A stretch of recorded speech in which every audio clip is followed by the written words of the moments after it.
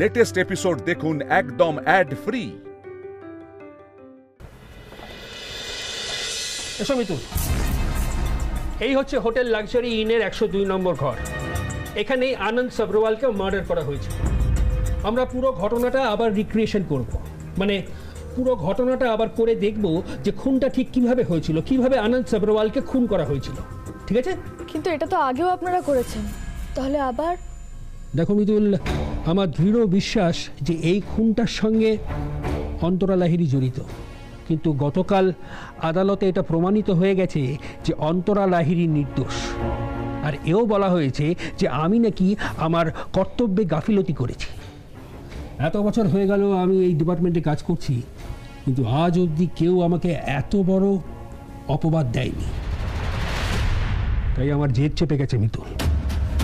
তাই আমি ঠিক করেছি যে এই ঘটনার তদন্ত আমি আবার গোড়া থেকে শুরু করব। অপরাধীকে আমি ধরবই। আদালত যতই বলুক না কেন যে অন্তরা লাহিড়ী নির্দোষ, আমি কিন্তু নিশ্চিত রাজু হালদারের বয়ান অনুযায়ী তুমি যে ছবিটা সেদিন এঁকেছিলে সেটা কিন্তু অন্তরা লাহিড়ীর মুখ ছিল। কিন্তু আদালতে যে অন্তরা দিদির হয়ে এতজন সাক্ষী দিল। সাক্ষী তো দিতেই পারে মিতুল, কেন তুমি শুনলে না?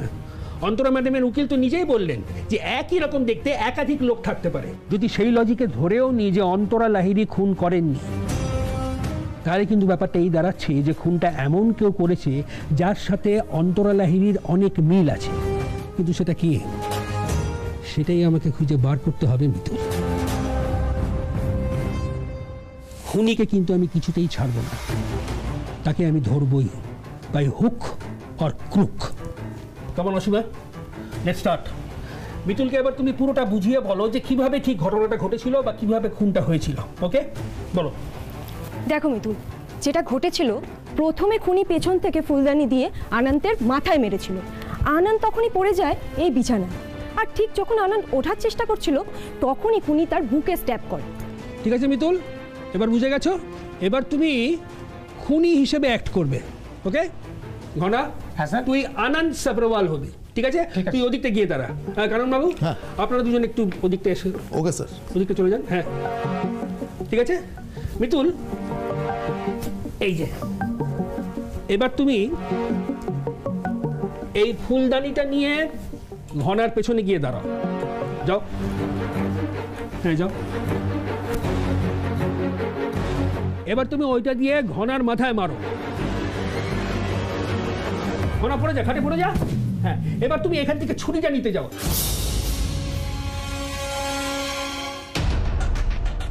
ঘনা তুই আবার উঠতে যা। হ্যাঁ মিতুল, মিতুল তুমি ঘনার বুকে স্ট্যাপ করো। Pause, 1 minute.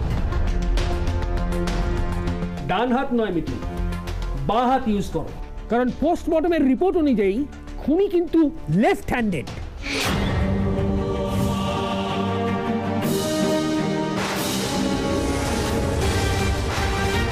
আমাকে ছুরি মারতে তো অন্তরা দি বাঁ হাতে তুলেছিল। কি হলো মিতুল? কি হলো কি মিতুল? থামলে কেন? কোনটা ডান কোনটা বাঁ গুলিয়ে ফেললে নাকি? কি ভাবছো তুমি? না, কিচ্ছু ভাবছি না, আমি আবার করছি।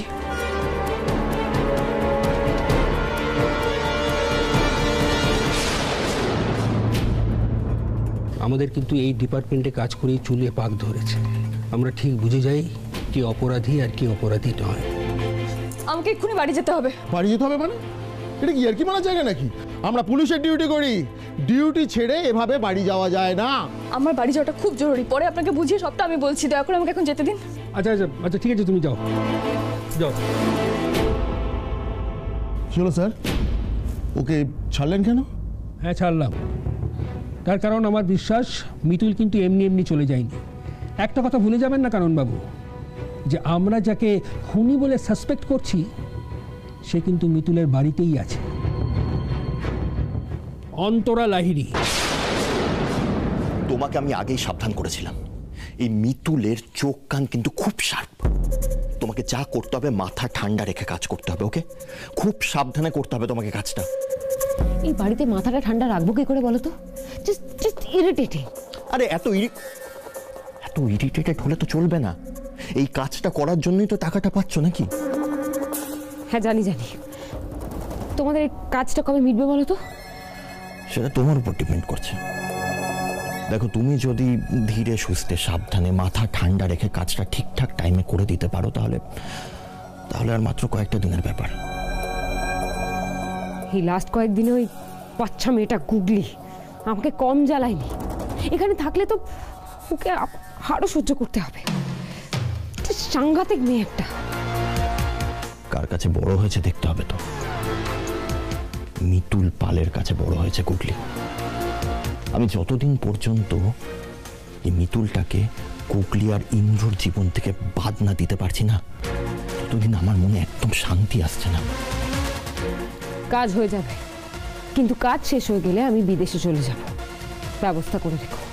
সব হবে, সময় আসুক তোমাকে সব বলবো আমি।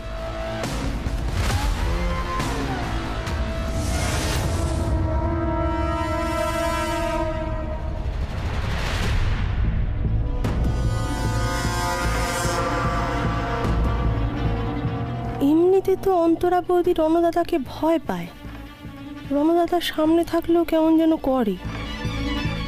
তাহলে রণদাদার ঘরে গেছিল কেন?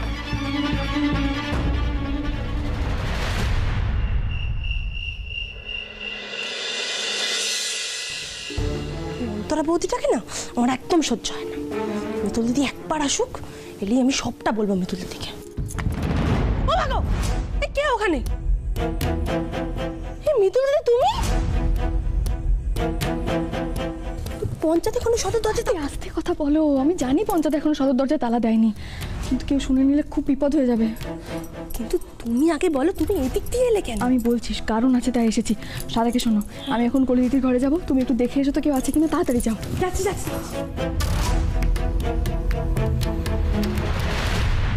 গুগলি শোনা, ঘুমিয়ে পড়ো। তুমি কিন্তু আজকাল ঠিক মতো খাচ্ছও না আর ঘুমোচ্ছও না। আমার খেতে ভালো লাগছে না। মিতুল মামকে কি সুন্দর গান গেয়ে গায়ে হাত বুলিয়ে ঘুম পাড়িয়ে দিত। আমি তো মিতুল মায়ের মতো গান গাইতে পারি না, কিন্তু আমি তোমার মাথায় হাত বুলিয়ে দিচ্ছি, তুমি ঘুমিয়ে পড়ো, ঠিক আছে?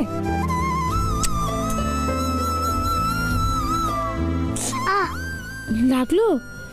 গুগলি, মিতুল মা, মিতুল তুমি? মিতুল মা তুই এসেছিস? মিতুল মা। গুগলি চুপ চুপ চুপ, আস্তে কথা বলো। বলছি কলি দিদি, বাড়িতে কেউ জানে না যে মিতুল দিদি এসেছে। তোমরা দরজাটা বন্ধ করে কথা বলো, আমি বাইরেটা দেখছি। হ্যাঁ ঠিক আছে। শোনো, এখানে বস। আচ্ছা মিতুল, তুমি এত লুকিয়ে আসতে গেলে কেন? আমার মিতুল মা আমার সঙ্গে দেখা করতে এসছে, তাই না রে? গুগলির সঙ্গে দেখা করতে এসেছি তো। আচ্ছা গুগলি, এবার মনে করে একটা কথা আমাকে বলো তো, অন্তরা দিদি আজকে কোন গালে চড় মেরেছিল?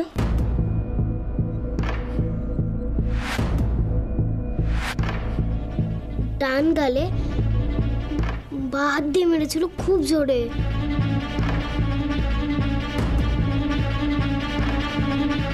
গুগলিকে অন্তরা দিদি বাঁ হাতে চড় মেরেছিল? ডান হাত নয়, বাঁ হাতটা ইউজ কর, কারণ পোস্টমর্টমের রিপোর্ট অনুযায়ী খুনি কিন্তু লেফট হ্যান্ডেড। মিতুলের কিছু তো একটা হয়েছে, কিন্তু কি হয়েছে সেটাই তো বুঝতে পারছি না। তুই কোথায় যাচ্ছিস রে মিতুল মা? গুগলি, আমাকে আজকে যেতেই হবে শোনা। আমি আবার আসবো তো, আমি সত্যি বলছি আসবো। আজকে যাই। না না না, তুই যাবি না যাবি না যাবি না, তোকে ছাড়া আমার ঘুম আসছে না। ঠিক আছে, আমি আমার গুগলিকে আজকে ঘুম পাড়িয়ে দিচ্ছি, কেমন?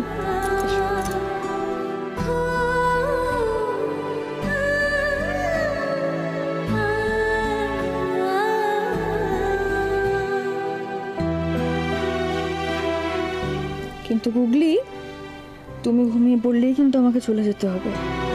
আজকে একদম জেদ করো না, হ্যাঁ? গুগলি যদি আমার কথা শোনে, তাহলে গুগলির জন্য কাল সকালবেলা একটা সারপ্রাইজ আছে। আর সেটাও আমি নিয়ে আসবো। সারপ্রাইজ? তুই সত্যি বলছিস তো? সত্যি সত্যি সত্যি। ঠিক আছে, তাহলে তুই আজকে যা, কিন্তু কাল সকালে তাড়াতাড়ি চলে আসিস। একদম। তুমি এখন ঘুমিয়ে পড়ো, লক্ষ্মী মেয়ের মতো ঘুমিয়ে পড়ো, আমি ঘুম পাড়িয়ে দিচ্ছি, কেমন?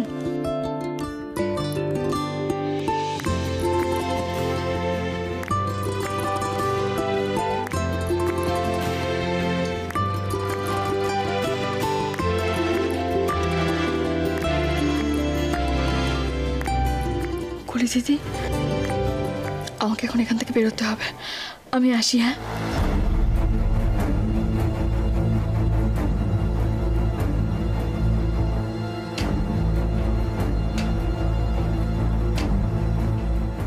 আমাকে জানতেই হবে মিতুল আমাদের থেকে কি লুকোচ্ছে।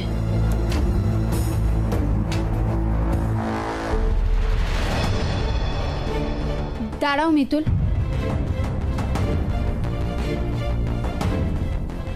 গুগলি ছোট, তুমি ওকে কিছু একটা বলিয়ে চুপ করিয়ে দিতে পারবে, কিন্তু আমাকে পারবে না।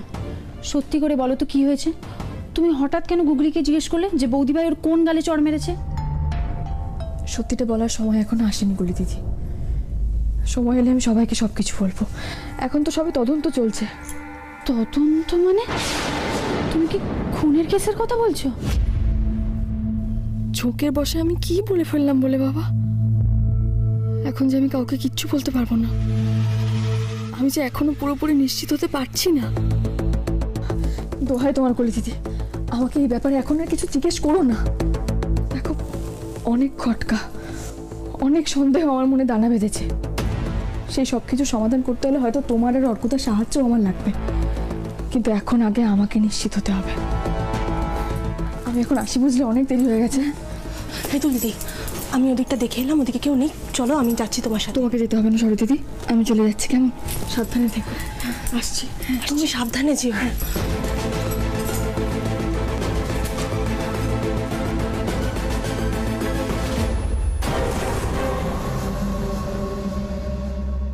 যাক বাবা, কেউ দেখেনি, তাড়াতাড়ি বেরিয়ে যেতে হবে।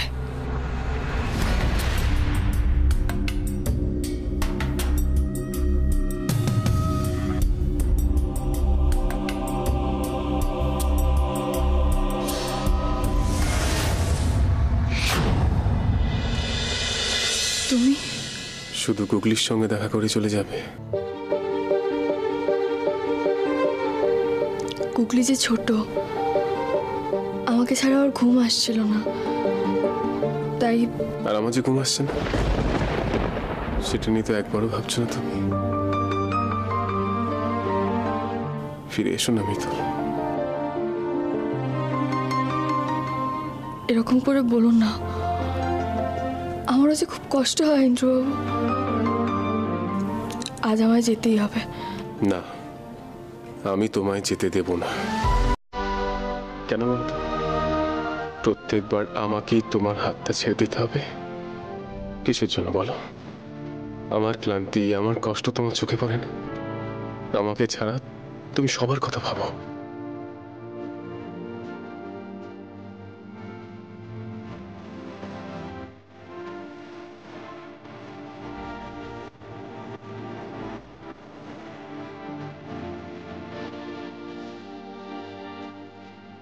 আজ যদি তুমি আমায় যেতে দাও, তাহলে কাল আমি আবার আসবো। সত্যি? তুমি এত সুন্দরভাবেই আসবে?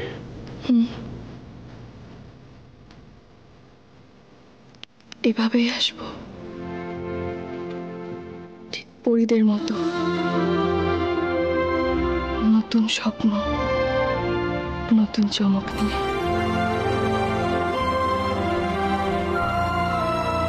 আসবো, আসবো আমি।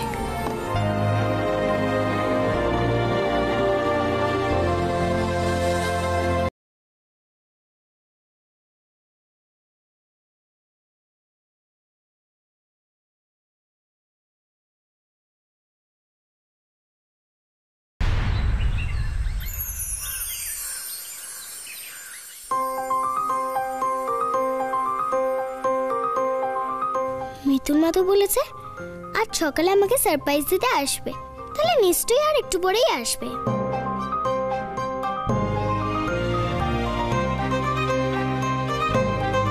মিতুল যে কাল বলে গেল সকালেই আসবে, কখন আসবে?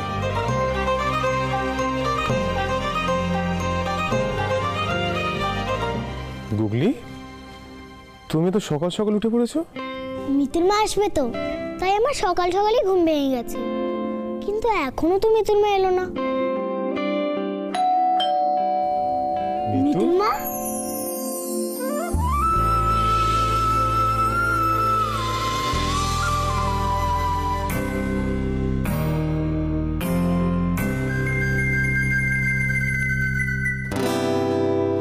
দুধের গামলা নিয়ে এসো গুগলি বেটি। দুধওয়ালা কাকু তুমি এসেছো?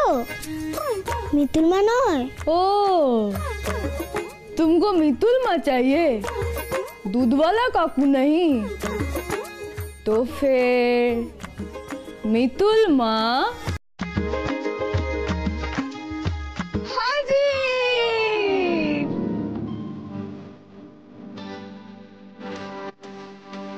মিতুল মা।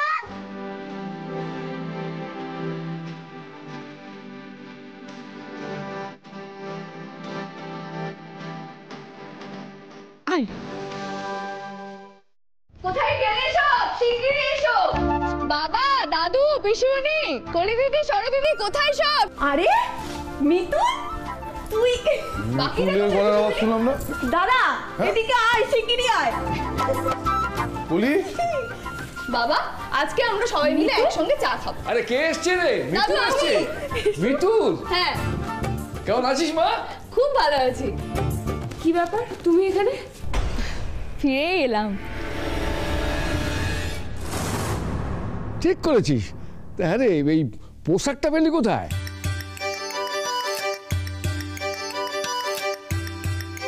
আরে দাদু, মিতুল পারে না এমন কোনো কাজ হয়? ঠিক আছে বাবা, মেয়েটার মাথায় সারাক্ষণ দুষ্টু বুদ্ধি খেলে বেড়াচ্ছে। দুধওয়ালা সেজেছে। আসলে বাবা, আমি গুগলিকে কালকে বলেই রেখেছিলাম ওকে সারপ্রাইজ দেব, সেই জন্যই।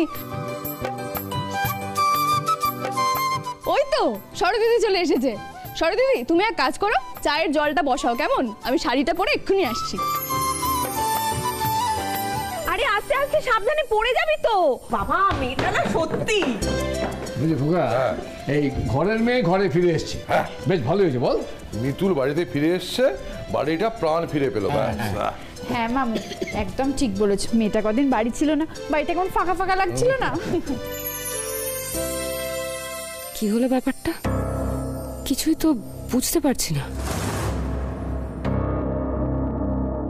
আমার কেমন যেন মনে হচ্ছে ডাল মে কুছ কালা হ্যায়।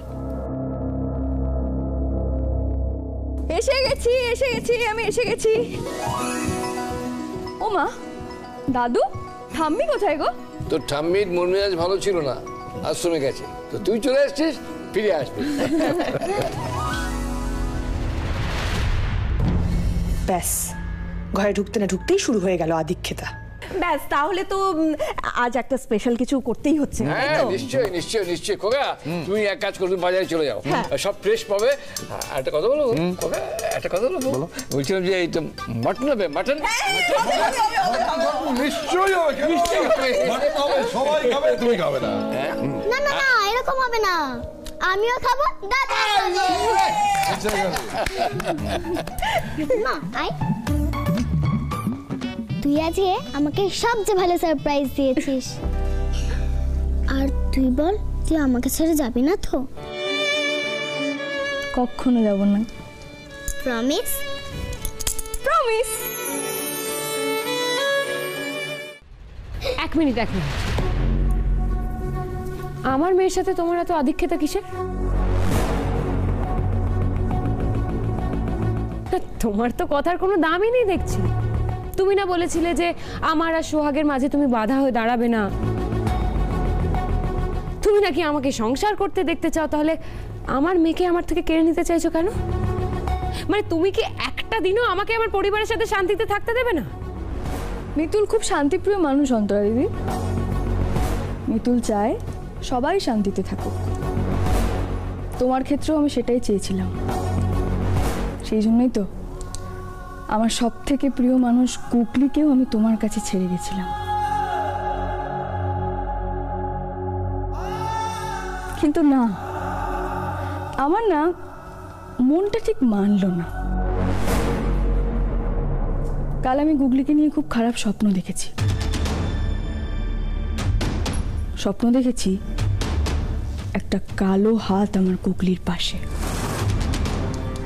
আর সেই কালো হাতের ছায়া আমার কুকলির ওপর পড়েছে। খুব ভয় করলো জানো তো, কি করব বুঝতে পারলাম না। সেই জন্য আমি ঠিক করেছি আমি আজ থেকে এই বাড়িতেই থাকবো, সব সময় গুগলিকে চোখে চোখে রাখবো। কি কি বলতে চাইছো তুমি মিতুল? আমার চোখের দিকে তাকিয়ে কালো ছায়া, মানে তুমি কি বলতে চাইছো? কারণ সেটা তোমার ছায়া।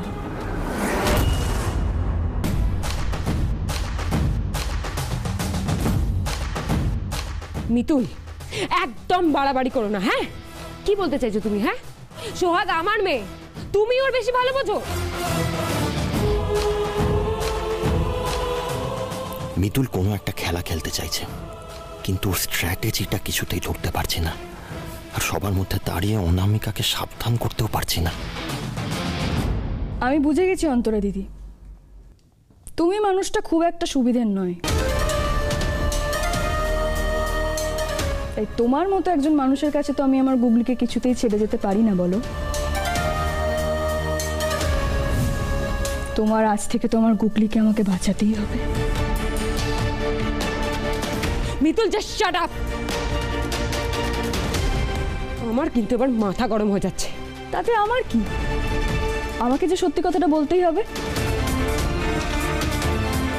আর সত্যি কথাটা হলো এটাই যে গুগলির মা হওয়ার কোনো যোগ্যতাই তোমার নেই অন্তরা দিদি।